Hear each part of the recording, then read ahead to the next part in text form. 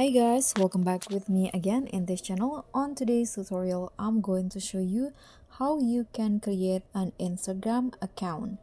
So here I've already had one Instagram account, and let's say I want to create my second account, and here's how you're going to do it.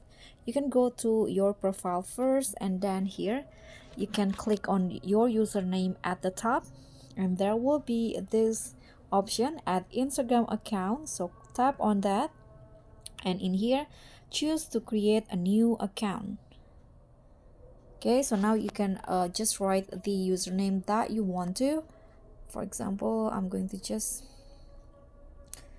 write this. Okay, so it is not available, so I'm going to just, for example, like this. Okay, so now it's available.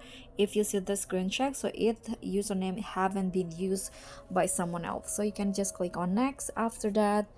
And this, after this, you can share logins in your account center.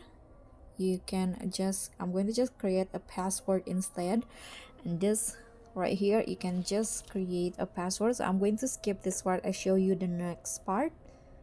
So after you enter the password, you can now enter your email in here, then tap on next.